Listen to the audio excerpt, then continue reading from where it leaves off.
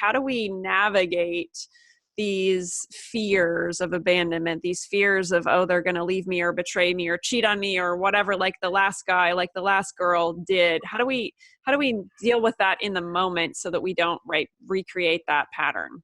Amazing question. And let me just start off by saying that shit is real. That is really hard.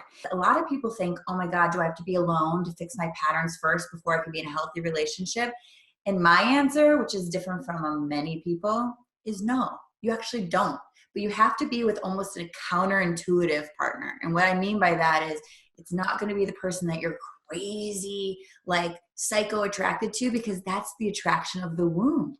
They're probably going to have the same wound in a different dynamic. It's kind of like, I'll give you an example of the codependent and the narcissist, or the empath who's unhealed and the narcissist. It's very attractive. It's very like, and then it gets really bad because you're both working on the wounding. So what I always say is, if you're in a relationship and you're having these fears come up, really look at what the fears are saying. Is this intuition or is this fear? And how do I know the difference? The difference is, if you're having a reaction, that's not intuition. Intuition is maybe something to think about. I'll give you an example of one of these clients that I was talking about who's going through this right now. She's in a brand new relationship, 2 weeks, has a pattern of this, and they're together 24/7. And now 2 weeks later, she's on a trip and she's having all this anxiety come up, like abandon. Oh my God, is he not calling me? Like crazy stuff, right? And I said to her, why on earth would you think that you were supposed to completely trust someone after knowing them 2 weeks? It's the attachment. I said, why don't you keep your options open and be real honest about it? And at the same time, take the time necessary to get to know the person, not just jump in so you can feel saved or jump in so you can feel connected to. I said, use this time in your new relationship to connect with self and be really honest. Do the writing assignments I give you. Be really honest about how I'm feeling every step of the way. Not needed to be any different, not needed to be wrong.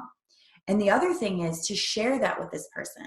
If this person can't be in your real self with you, but rejects you and you feel needy or whatever, not the right person. A lot of us think, if I were my idealized self, this would work out. Well, you're not your idealized self. You're your real self, and you have abandonment wounds. And if they're going to be your partner, they need to know about these wounds eventually and be real. But most of us are like, let me deny that, I should act this way. And then we're stuffing those fears again, which makes us more fearful, which makes us react and either sabotage or be overly needy and weird. And then people are like, what the hell is this? And then it creates the pattern again. Right. But it's being real. When I first met my husband 8 years ago, I was in this pattern. And I said to him, I'm about to do my sabotage. I'm going to tell you what that is. Who does that? Who does that? And he was like, oh, I see. I could see that. All right. Well, how do we do this different? And he was in it with me. And I was like, well, now I don't even have a need to do that because you're with me.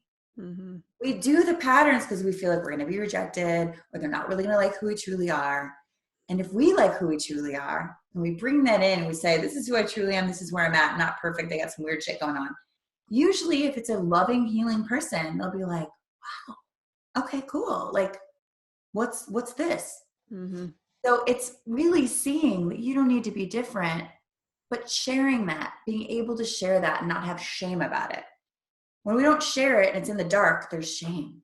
And then we react. Mm-hmm. Real about how we feel. Right.